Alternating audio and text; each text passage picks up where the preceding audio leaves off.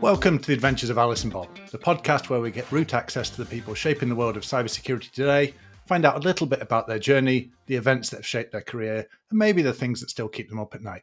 Today, I'm delighted to be joined by Robin Wood, better known to many as DigiNinja, a veteran of the cybersecurity industry and a cybersecurity consultant who spent over 2 decades bridging the worlds of development, security, and academia.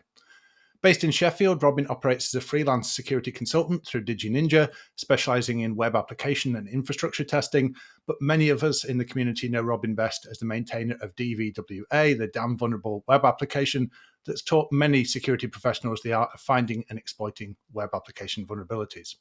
And that's just one of the many projects that Robin actively contributes to. Robin's also co-founder of Steelcon, one of the UK's premier security conferences that's grown from 100 attendees in the early days to 450. And I think it's your decade-long anniversary this year. Is that right, Robin? Yeah, 10 years today. 10 years this year, yeah. Yeah. And beyond mentoring and community building, Robin also serves as an associate lecturer, helping mentor the next generation of cybersecurity professionals. So, Robin, welcome to the podcast. Yeah, thanks very much. Good to be here. So we tend to start early on in people's journeys here. Was computers always something that you were interested in as a child, or was this something you came to later on? Yeah, always been interested in computers. Started with probably a Spectrum 48K plus and worked up Spectrum 128 plus 2 maybe. Atari ST into a PC and then just built up the PCs from there. And was it always your intention to go into a career in development? Was coding the thing that always really attracted you at first? It's funny. Looking back, I would have already said yes, it was development and that kind of thing. But a year ago, I found one of my school kind of what do you want to be in the future things. It's from high school.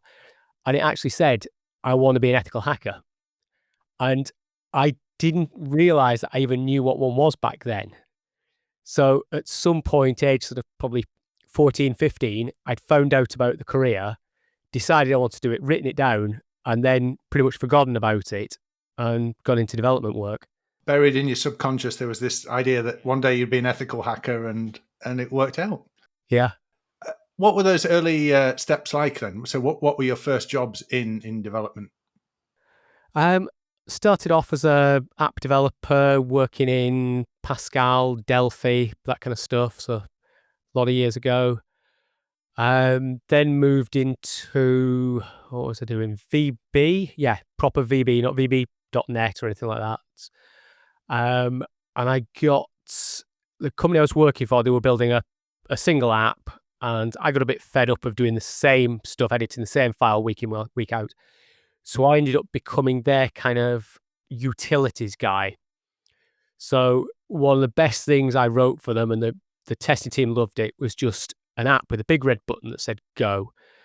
And it scanned the databases, checked for sort of missing indexes, and just did a load of little bits like that. So rather than doing the same thing day in, day out, if anything new was needed, it's like they'd come to me for it. I also ended up playing with SQL Server, learned quite a bit about indexing on that. So it was just, played about with all different technologies. And then somehow moved into web dev, again, a bit of VB and traditional ASP, then into PHP. And that was kind of where I sort of moved out of dev and more into testing. And was that the sort of pivot as you went into the cybersecurity world and looking at the vulnerability testing, that side of things? Yeah, it was company I worked for at the time. One of their websites got hacked, and it was this kind of PHP top sat on top of Perl, sat on top of Bash, and it was a big kind of jumble. Nobody quite knew how it worked, and it's something on the box got hacked. So me and the boss sat down, we spent most of the night going through it, trying to work out all the paths, everything. We think in the end it turned out to be an SSH vulnerability, so not our app at all, but spending the hours on that, it's like, I enjoyed that. So a few days later, I found a course, said, look, I really want to do this course. It teaches you all about security, a lot of web app stuff. They went, no, we're a development company, we're not a security company. Oh, go on.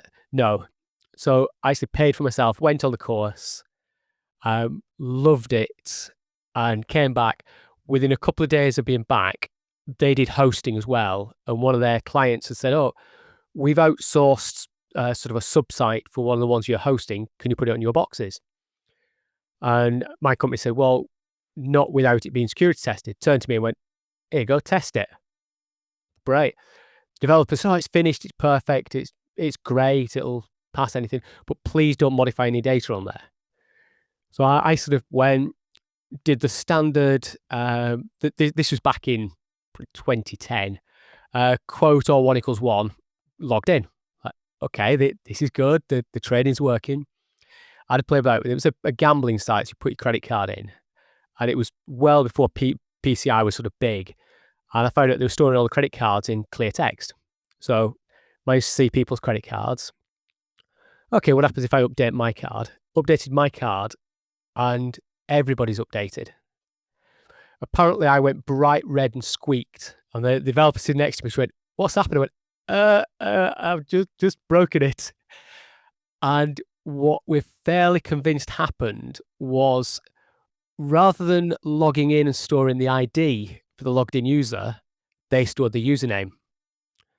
So when they updated the credit card details, rather than update credit card where ID equals 1, it was where ID equals 1 or 1 equals 1. Updated everybody's. And we sent all this back to the original developers. Oh, well, it's not quite finished yet. We've still got a little bit of work to do on it. So yeah, so it was that. A few months later, I found another course. Can I go on it? No, we're developers. Tried to negotiate. Look, if I come back and you use me for a test, can I claim some back? No. All this. I gave up, paid for it myself, went on it, came back, same thing again. Within a few weeks, oh, can you test this? And at that point, I got a bit fed up with it. And I knew I could develop stuff. I knew some local people who'd use me as a freelancer.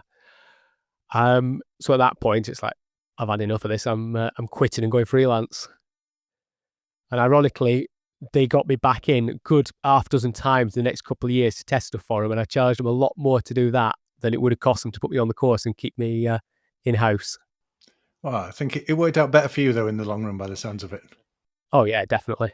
And what's interesting, actually, when you kind of look at your resume of things, I'm a developer, but I want to go off and learn this, and I'll even pay for it to do it myself.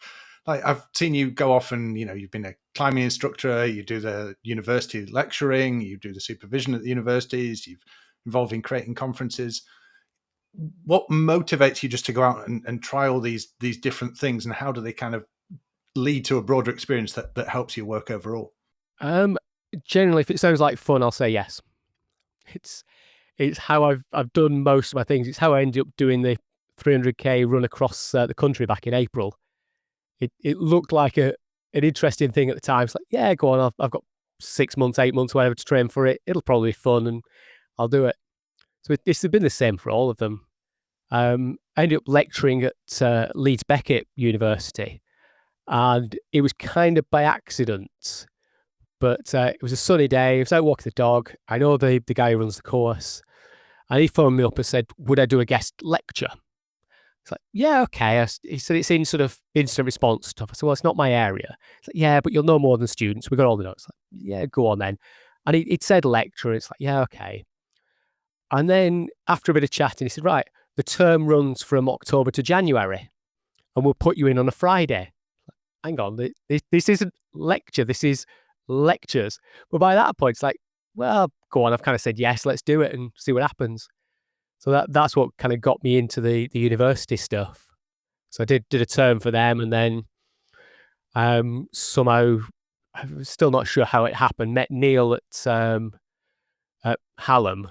Neil, one of the other organisers, Steelcon, got friendly with him. He brought me in to do some lectures for them, and then moved over to the supervising dissertations. So yeah, I think the big thing is, if it sounds like fun, say yes, worry about the realities of it and actually doing it later. I mean, there's probably a lot of people in the audience who don't think 300k run and fun in the same sentence makes sense, but there were bits of it that weren't fun, but yeah, it was definitely an experience. So actually, while we're on this theme of it sounds fun, let's do it, I believe that Steelcon, one of my favourite security conferences, I was going to say in the UK, but actually in the whole world, because it's just wonderfully different and a great experience. I heard that actually began as a throwaway comment from someone that they said to you at a Christmas event. Yeah, I think so. It's the best way to put it. So I'd always had the idea of if I ever ran a conference, it would be called Steelcon, because Sheffield, big on steel. It just, the name was stuck there. And I'd never remembered actually telling anybody that. It was just, as far as I was concerned, it was always just in my head. And then I did a guest talk for OWASP Nottingham. And one of the organisers there, just in the bar afterwards, just came up and said, "So when you're running Steelcon then?" I was like, "Next July?" I went, "Yeah, okay." And that was how it got started. So whether he'd made up the name and it just clashed, or whether I had said it to somebody, I don't know. But yeah, it was sort of from probably November-ish, around there. I remember it being dark and miserable when I drove into his event. So definitely around Christmas. And somehow, again, not sure how, got together with Neil and Mike, and in 6-7 months, we managed to put the first con together. I mean, maybe you should look back through your old school journals. Maybe there's a note of a Steelcon buried within those. So 6-7 months to pull together a security conference. Was that an easy achievement to do, or was it actually a huge effort? It's actually a lot easier than it could be. Somehow we've been really lucky. The three of us, we don't clash in any way, and we all pretty much agree on everything. So Mike is really good at talking to sponsors. He knows lots of people in the industry. He brings in all our cash. He goes out there, does all the selling work, gets it in. Neil, because he used to be a lecturer at Hallam, he knows all the internals. He knows the people to speak to. And he's run his own business for years, so he knows the accounting side. So he looks after all the uni and all the sort of the bookkeeping side. And then I'm just good at talking and buying random junk off the internet. So I do the front end stuff. I sort out tickets, get in the speakers, buy all the goodie bag stuff, and talk rubbish on Twitter a lot. And there was never a sort of, right, will you do this? Can you do this? We dropped into the pattern for it, and it just worked. And what tends to happen over the year is it's dead. Nothing's happening, and then every now and then you'll just get a spike. So sort of Christmas time, Mike will kick in and start advertising to sponsors. Just before Easter, I'll sort out call for papers, call for crew. And then we have a big rush of, we do that, we announce the talks, we sell a load of tickets. And that's all out of the way. Well, it was probably about a week or so after Easter. And now we're in a lull again when I'm supposed to be buying swag, but I'm sort of having the ideas, sorting it out. In the next week or two, I'll start actually buying. Once that's all ordered, that'll die off again. And then it'll be quiet up until about a week or so before, when everything starts to arrive and we've got to get it all into place. So it's very much peaks and troughs, and we've done it for long enough now that we know what goes wrong, we know who we need to speak to, where everything is, and we've just got everything a lot more streamlined.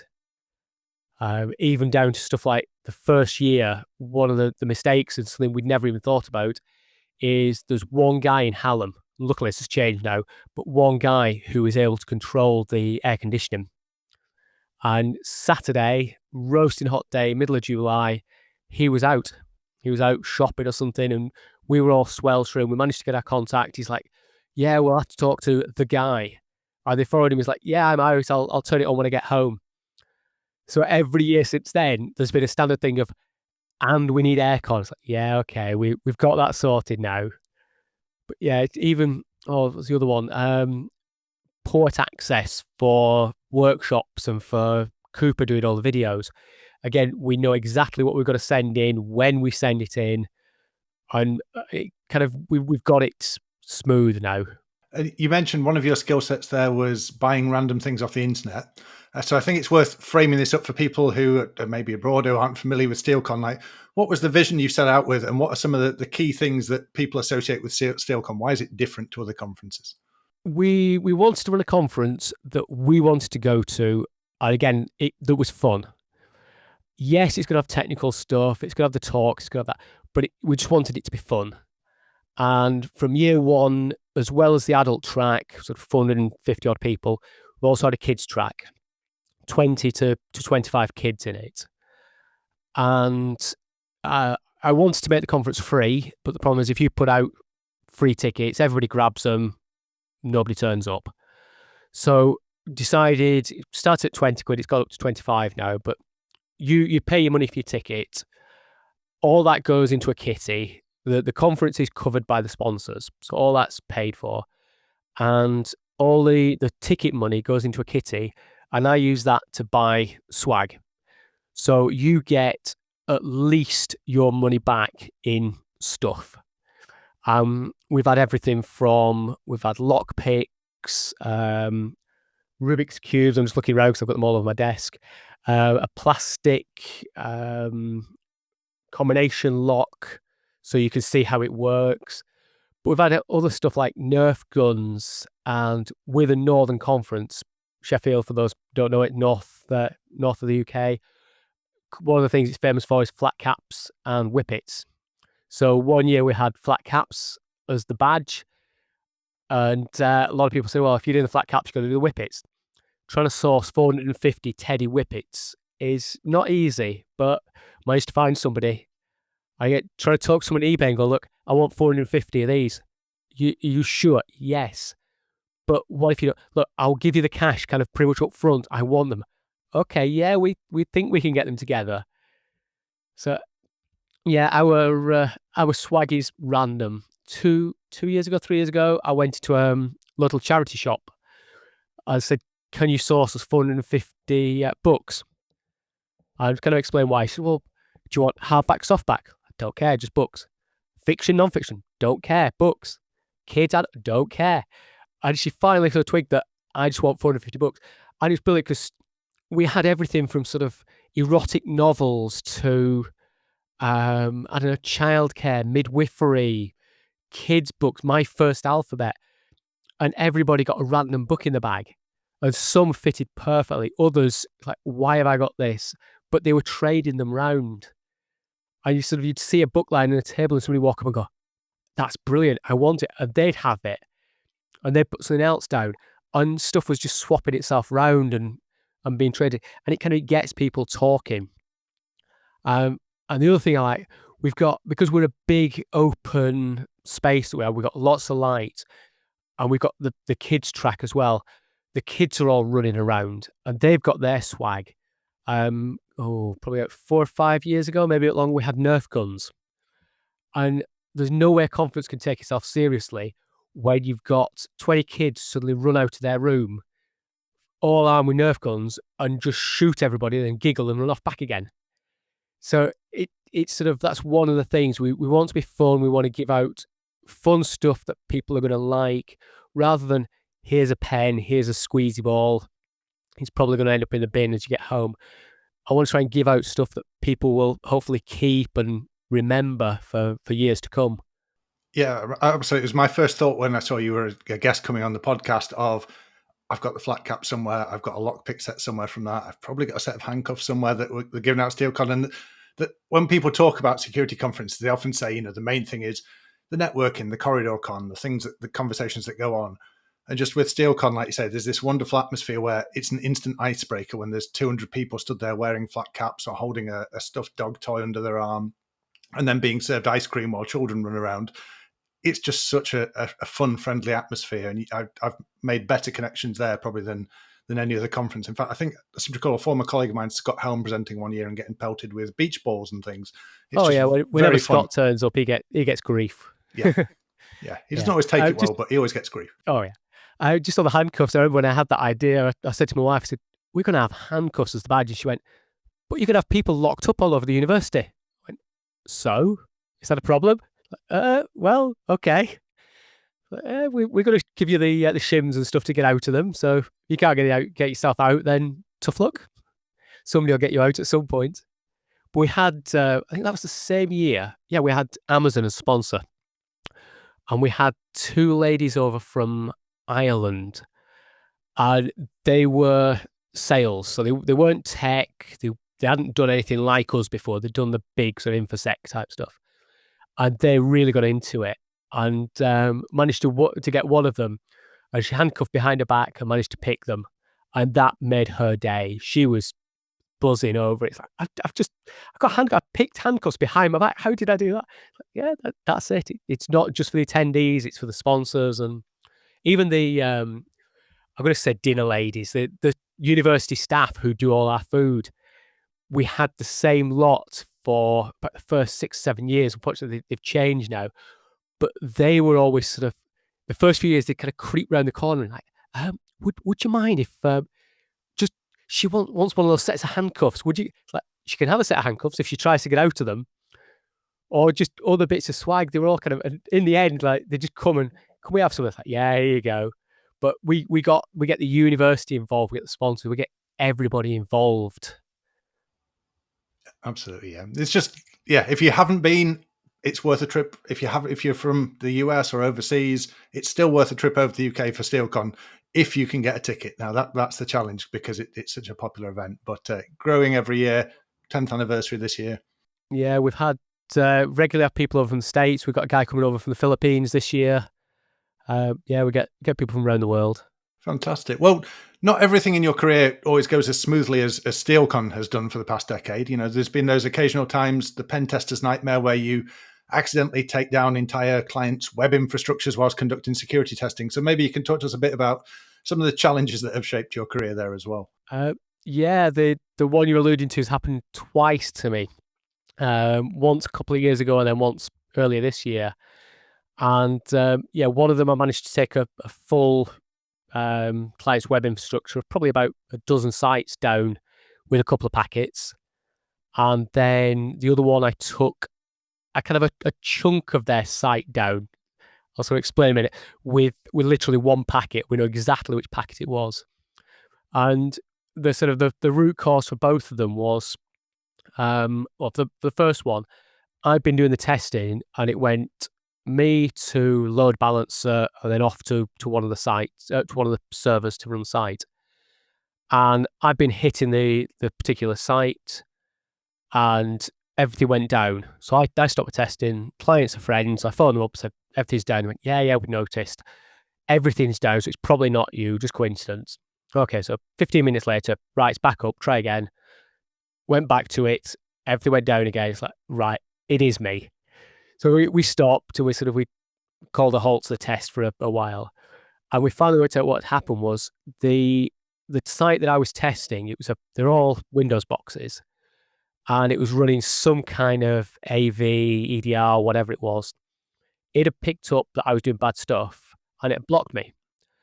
Unfortunately, because I was going through the load balancer, it had picked up the load balancer's IP, not mine. So it had decided to block load balancer, which would have been okay. It would have blocked for that site, except it decided to tell all its mates, here, this is a bad site, block it, or bad IP. So all the full web farm blocked the load balancer IP, locked everything out. So yeah, it took a little while for them to work that out, and it's like, okay, they finally got it sorted. But that was a couple of years ago, and then I was testing earlier this year, and the client's got full sites, but in the middle of some of the pages there's a kind of booking system, and it's not framed; it's properly built into the page. And I started testing one morning, and the booking bit disappeared. Site's fully working, but the booking bit's just not there. So I kind of thought, well, it's a bit weird, but not really sure what's going on with this. It was I'd got started early, so it was about 8:30. So I let the client get in, got in touch, said, look, something's changed. And they had a look, it's like, yeah. And then the business side of it got in touch, went, all the bookings are down. What can we do? So I said, I bet. And then we got a few people on the line. And it's the browser talked to a site, and then it dynamically pulled in a load of the content, built the final page that went out and sent it out. And I said, I bet I know what it is. I said, I bet somewhere down that chain, the thing that builds that contact form, that booking form, has died, has locked us out for some reason. Unfortunately, the chain was, I think it was 3 or 4 subcontracted companies. So it was the company, then it went through, it was into Cloudflare, then the company, then Encapsula or something like that as a WAF, then into their app, and then bounced down a few bits. I'm trying to pull everybody together in this chain. It's like, right, can we talk to you? Can you talk to them? And I went, it will be one of you lot as blocked in the wrong place. Anyway, it took them a good few hours, but they finally managed to thread through everything and go, right, there it is. That one's blocked the upstream. That's right. The fix will be make sure you pass the proper remote IP through. But unfortunately, it's not just proxying the traffic. It's actually a full web app that does a request out and builds it into the page. So that's going to have to do it. And they've had to basically rewrite a big chunk of their app to be able to pass the parameters, the IP's addresses through properly, rather than just in the other instance, like, right, just look at this header rather than the others.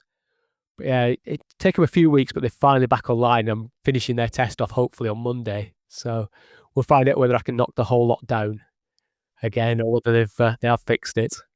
And these things are obviously like the classic nightmare scenario for a lot of people, especially new in their career, where they're trying to do some testing, and if they knock something over or something fails on them, the client obviously instantly wants to know, like, what did you do? What caused this? Now, with your background and experience, you were saying, oh, we quickly worked out it was the AV, or, you kind of had a notion of what back-end things it could be. But there's a lot of people in the industry now who've just come at this from they've done like a quick start course in cybersecurity, and they know how to run some of the scanning tools, but maybe don't have that experience. What are the challenges out there that you see, and how do you advise someone to think about how to respond in a scenario like that when things go wrong? First thing to do, admit that it's happened, get in touch with people, hold your hands up and sort of, tell them it's gone wrong. Don't try and hide it and sort of, oh, well, no, I was on a break at that point. We managed to tie it back. The client said it went down 8:38 and it mentions LFI. And I looked in the burp log and at 8:38, I could see the request had ... Like, that's the exact one that did it. So the first thing is sort of have your records of what you're doing.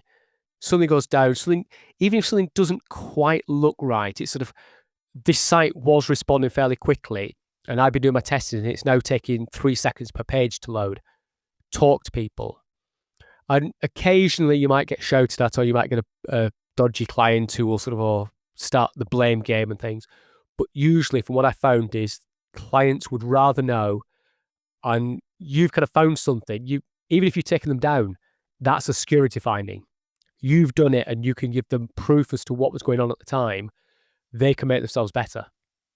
We now know that this one packet with a bit of LFI in it took their site down because I can say this is the one that I sent, and we worked it all out. If we hadn't had that whole process and it would have been some scanner with Nikto just hit the site, they could have been going down regularly and just had no idea. So do that. Work with the client to help get them back on the feet. If you've got ideas, if you can look back in your log and say, well, this time I was doing this, before it I did that.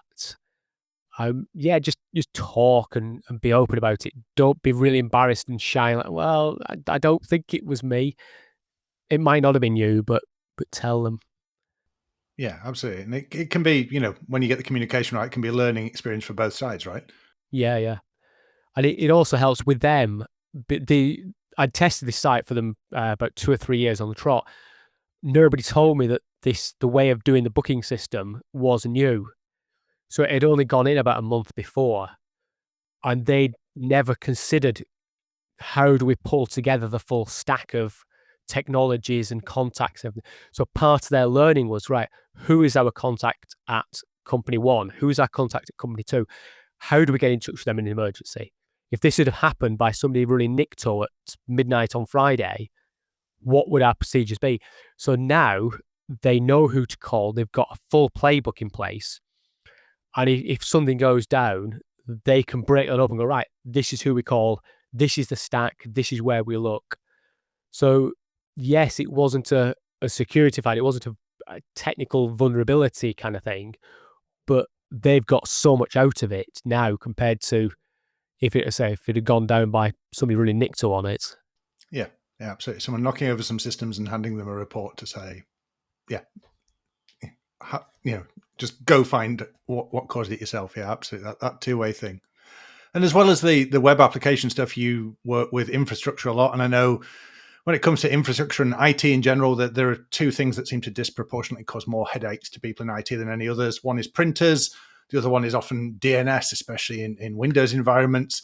And actually, you managed to combine both of those much-loved things to escape an isolated environment. So maybe you could talk to us a little bit about that example. Yeah, this is sort of the two incidents on the one client. Years ago, went on site and it was a segmentation test for a big insurance company. And they said, right, we've got, I think it's 4 environments. We're going to start you on the guest and printer network. And straight away it's like, guest and printer. Yeah, it's got all our printers on it. And that's where we're Wi-Fi guests. Like, okay, that doesn't sound great. And being a big insurance place, these weren't little desk jet printers. These were the things the size of a small car. Multifunction, scan, print, fax, everything. So ran an Nmap, found them all, ran Eyewitness, which if you don't know, screenshots everything, tells you what's there. Also tells you all the default passwords if it knows them. Went to the first printer, their default password, I'm in. I can see scanned letters for insurance claimed, printed checks that were going out. Moved to the next printer, same again. I think pretty much all the printers were still in default passwords. So went to contact, went, this is your guest network. No printers with any proper credentials. Like, oh yeah, mate, maybe we should move them off and put them back on a proper corporate network. Like, yeah, I think you should do that. So that was the start of the day. Did a couple of other environments. The last one of the day was the PCI. I was like, right, this is for our call center. Should have no internet access. It's completely locked down, standalone. We'll put you onto it through switch and VLANs and whatever, and off you go and test it. And I tried the standard things to get out and couldn't. It's like, right, DNS tunneling. Let's see if I can get anything through that. Set it up, and I got internet. It's like, okay, what can I do to prove this? Pulled up YouTube, and DNS tunneling has never been fast. And somehow I was able to stream a YouTube video on it. So I called the contact center and went, I shouldn't be able to do this. I went, oh, and there were 2 guys doing it. I was like, okay, I'll leave you to try and work it out. And I gave them the IP of the DNS server I was using, but obviously that was then bouncing around the network. And they spent the next probably half hour dropping Wireshark on servers and looking at stuff, trying to track down where these DNS packets were going. And every now and then they shout over like, we've just turned something off. Can you still access? Like, hang on, new video. Yeah, I can still get out. And they finally sort of got it right. We found it. And it was their primary domain controller. So this is how far back it was, their PDC. And the 2 of them were sat there and went, this box should not have internet access. And it was a really cut decision between them. One of them went, we've got to turn off internet access to this box. It should never have it. We've got to turn it off now. And there was like, no, if we turn that off, what are we going to break? It doesn't matter. We've got to turn it off, but we can't. And they had a minute's argument between each other. And they looked at me and just like, no, I'm not getting involved with this one. It was years ago, so I didn't really have the experience sort of to suggest things at times. Like, I'll let you 2 work this one out. Personally, I don't think I would turn it straight off, but I'll let you make the decision. And unfortunately, that was the end of the day, so I have no idea what they actually did. But yeah, it took them quite a while, but I was sort of thinking, Wireshark on boxes? Surely you could just look at where things are bouncing around. But yeah, every now and then I stuck my head around the corner and there was Wireshark running packet traces. Okay, that's the way you want to do it. Do you often find like you get in these scenarios where you find something like that, something unusual, and there's always that it shouldn't be able to do that line, which is a very classic in these scenarios. No, it shouldn't be able to do that. And then you go, well, here it is, I can see it. Do you often find that people in those scenarios can overreact? Like they were talking about, let's cut the internet, let's install Wireshark. They actually end up introducing more risks than the initial discovery was to the environment. Yeah, I think a lot of it depends on how, as a tester, you phrase it to them. It's sort of, yeah, I've managed to get this. I've managed to get your DNS tunneling. Is it practical? Well, in this situation, with the speed I can get out, yes. In most situations, no, it wouldn't be. Your machines are fully locked down, so could one of your call center staff actually get on there and do something with it? Probably not. So yeah, explaining to them and sort of trying not to let the client overreact, and try and sort of give a reasonable description of the severity levels. I know some testers will sort of, oh, you got trace and track enabled. It's a medium. It's got to be. You've got to fix it now. I did actually see that in a report about a month back. But you sort of, if you give them something, give them realistic severity levels and kind of work with them if you can to decide what to do about it. And I find the more you work with clients, the more they end up trusting you on your kind of call on things. One client I found a cross-site scripting with them, but it's really awkward. In fact, I'm not sure it is actually possible to exploit it. So I said, look, you've got cross-site scripting, and you've got we're going to fix it. But it's probably not exploitable. I can't come up with a way to do it. I've talked to a few others, and nobody can. So yes, fix it, but that's coming in as a low in your report. You've got these other bits that are actually higher, which you probably wouldn't think as higher because cross-site scripting should be fixed now. But look at the severity levels and think about it that way. So yeah, just work with the client, explain stuff, give them realistic severities. Don't just look at the CVSS score and go, well, trace and track, it's got a CVSS of 5.3, so it's got to be a medium. No, be realistic. Yeah, absolutely. And this is why we kind of see with the CVSS scoring, right, where they start to expand out and add in mitigating factors and all these things where people are trying to do exactly that exercise of don't just read it at face value, take it in the context of the wider business and the challenges that are out there.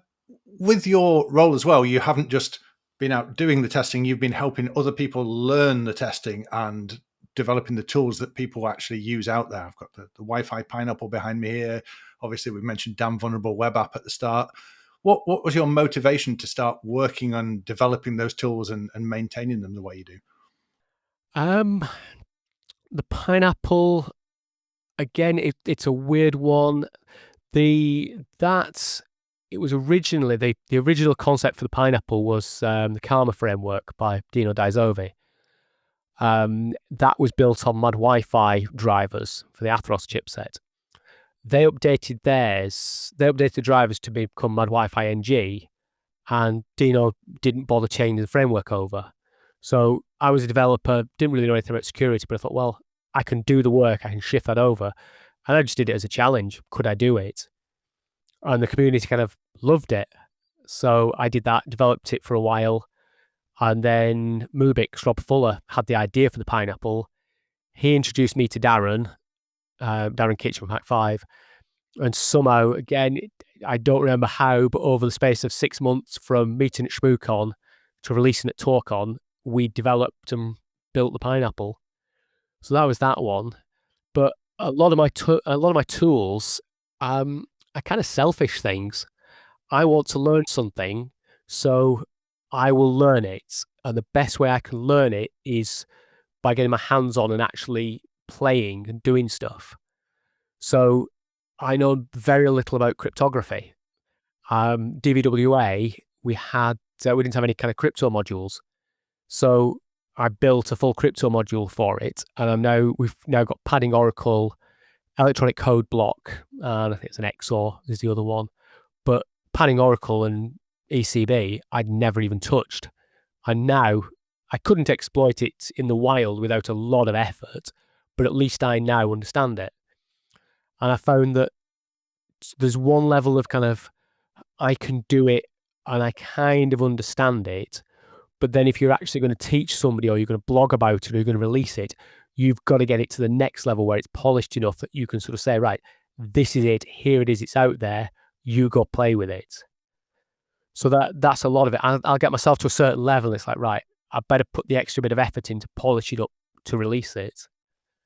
And I've hopefully got a new framework coming out soon. A client about a month ago asked me to test a Blazor app for them. I'd never heard of it. It's a C# kind of framework. And all the comms is done over a proprietary protocol over WebSockets. So testing it, I'd never seen it before. And I kind of got my head around it on the test. They admit it's awkward stuff. So I think I've tested it well. We're happy with it. But I wanted to play more. So I actually got a guy who knows the framework, and he's building me. It's not quite DVWA, but it's a vulnerable app.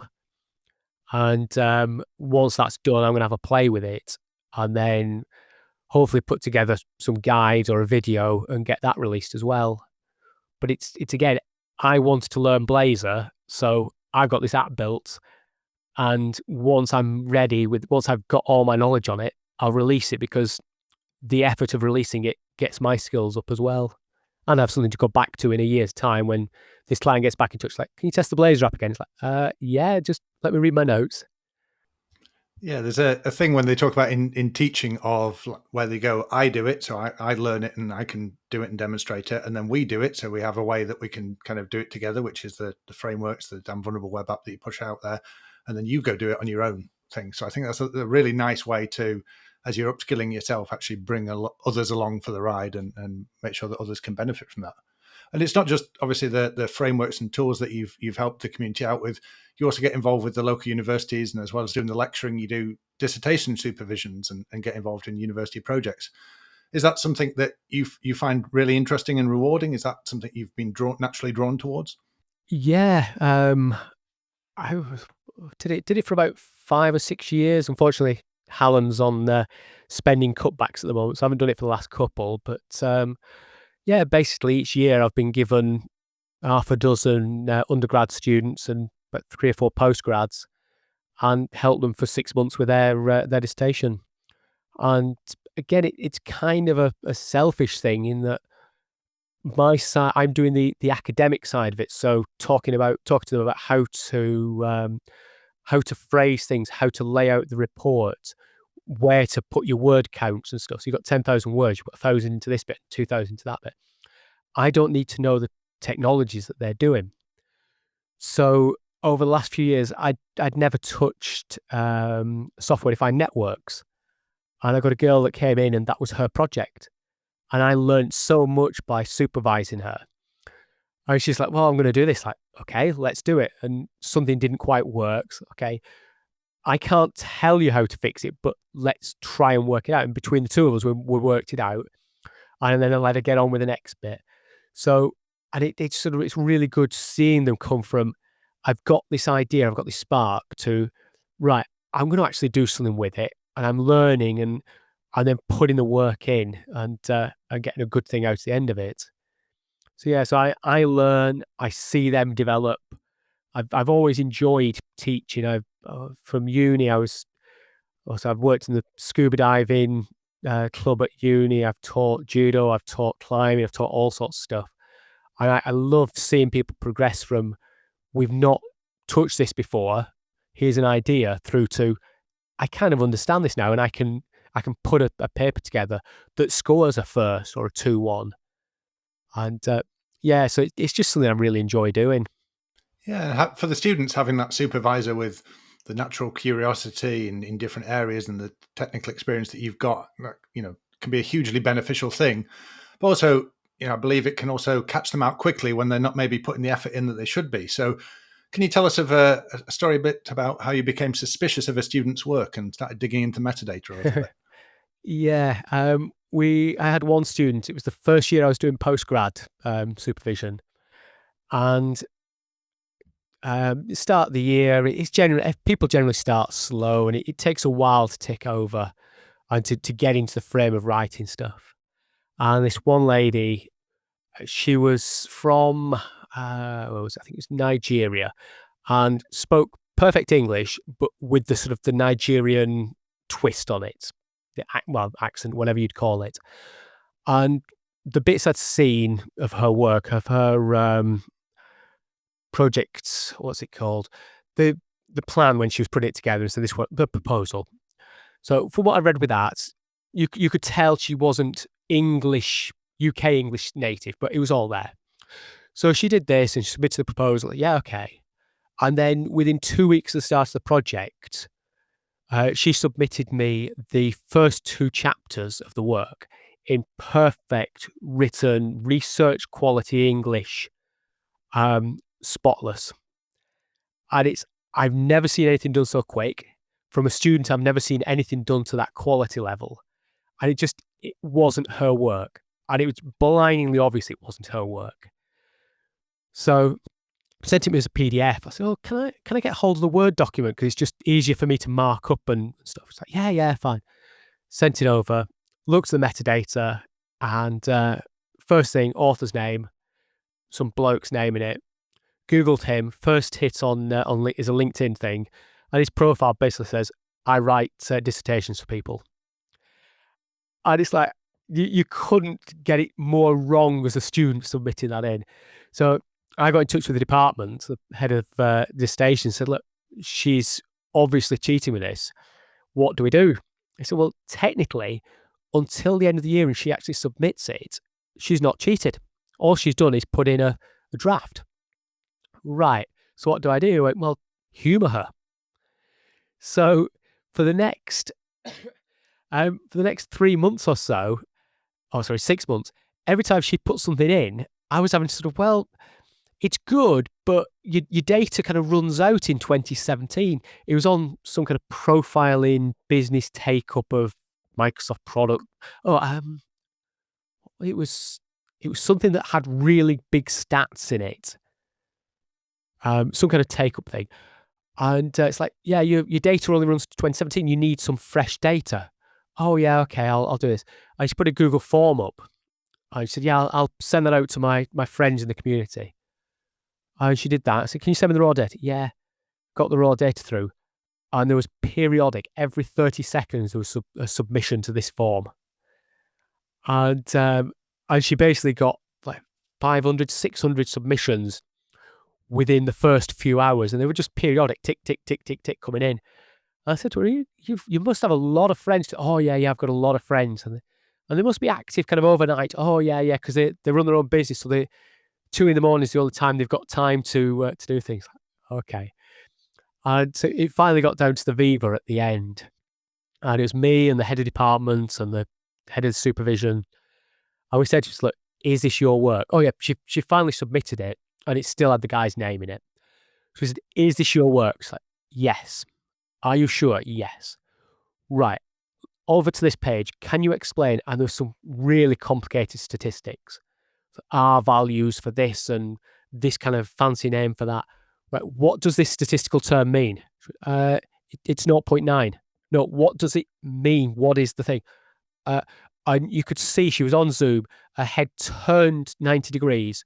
You could see her typing on another machine. For about 30 seconds, she came back to us and went, it is, and pretty much read the description off Wikipedia or whatever. We're like, it's not your work, is it? And she still was convinced, and she fought all the way to the end. It's my work. And in the end, we sort of said, well, we were fairly convinced it's not, so we're going to put you in for disciplinary. And so she went in. And as a supervisor, I could access everybody's dissertations, not just my 6. So I pulled down, it would be about 100, 120 dissertations, metadata off all of them.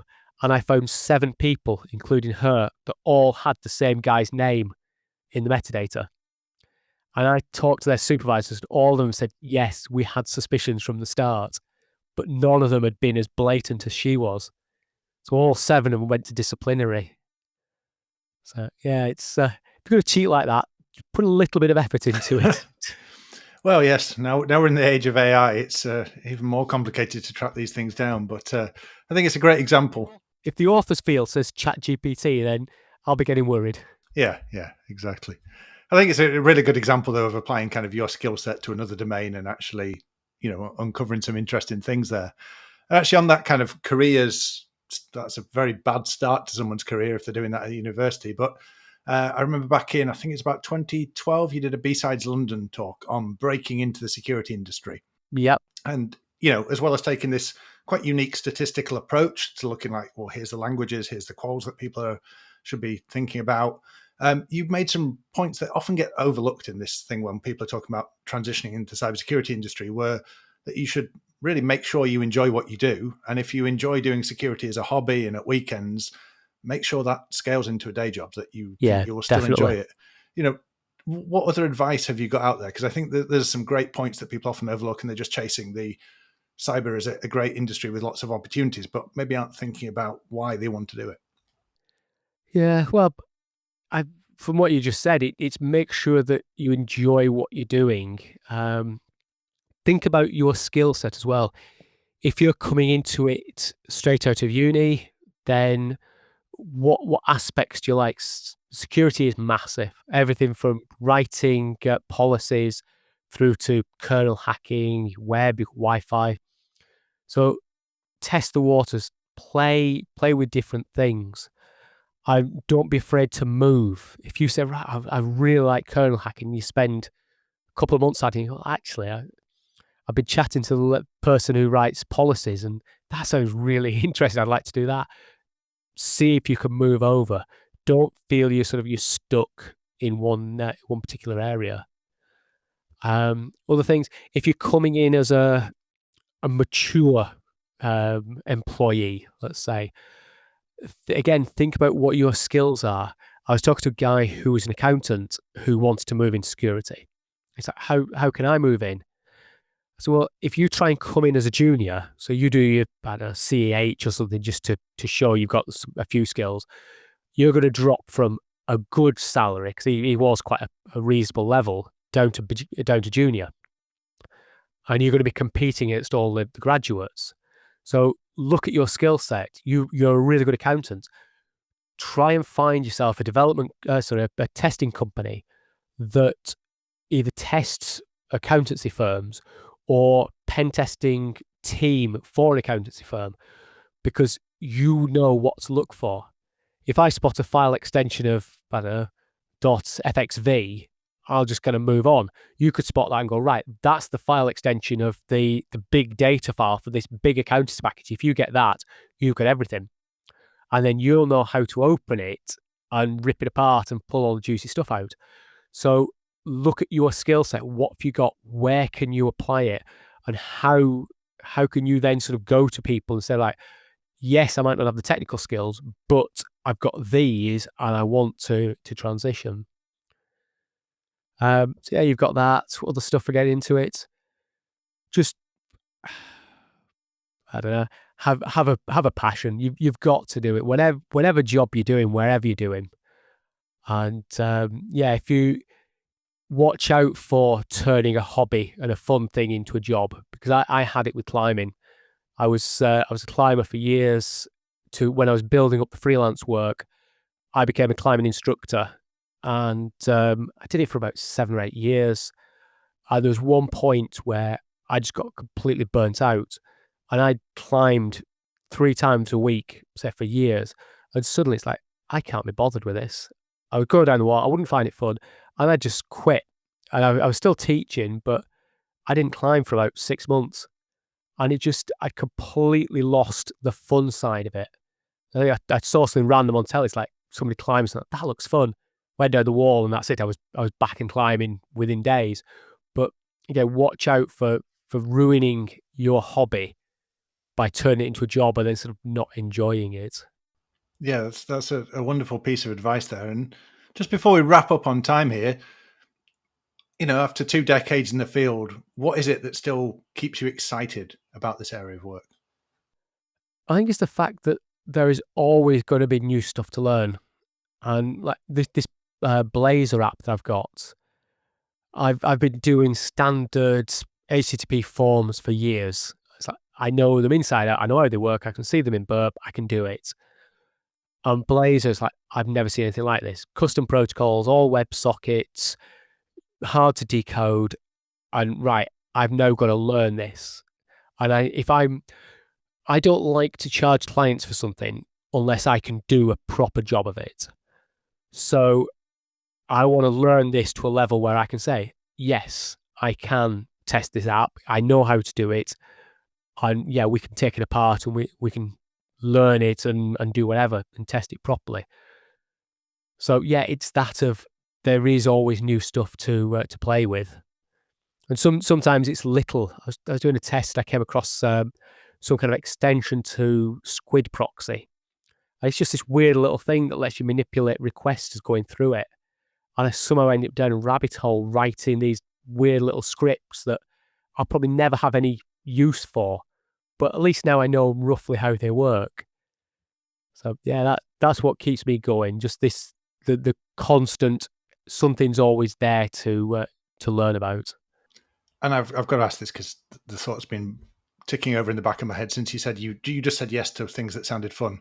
What recently in the past few weeks have you said yes to that's a random fun thing that you thought you'd give a go at? A friend said, do I want another 100k Ultra in a couple of weeks? I said yes to that. It sounds more fun than 300k to me, so yeah. I don't know, that's probably it recently, yeah. Very good. Well, I'm thinking of you as the Jim Carrey, the Yes Man, that movie where he just says yes to everything and just has all these great experiences. So the original pineapple was called Yassiger, which is German for yes man, because it said yes to all the probe requests that were out there. There we go. Oh, well, that's a wonderful fact to end the podcast on there. What the pineapple could have been called. That's unfortunately all we have time for on this Adventures of Alice and Bob. Huge thanks to our guest Robin Wood for sharing a little bit of his story today with us and for all the great work he's doing out there in the security community. Now, he's underplaying it somewhat by saying he's selfish and just using all these tools to learn for himself, but we're all out there benefiting from them. So thank you very much for all your hard work there, Robin. As always, thanks to our super producer Jesse and the team at Beyond Trust who make this podcast happen. I'm James Maud, and this has been The Adventures of Alice and Robin. Thank you for listening to The Adventures of Alice and Bob. Do you have any stories from the cybersecurity trenches that would make our listeners' jaws drop? If so, we would love to have you on the podcast. Maybe you faced down a ransomware attack with nothing but coffee and determination, discovered a breach in the most unexpected way, or had a pentest go horribly wrong. Whatever your tale, funny, harrowing, or just plain wild, we want to feature you on the show. To share your cybersecurity war stories, email us at booking@merchantsmedia.com.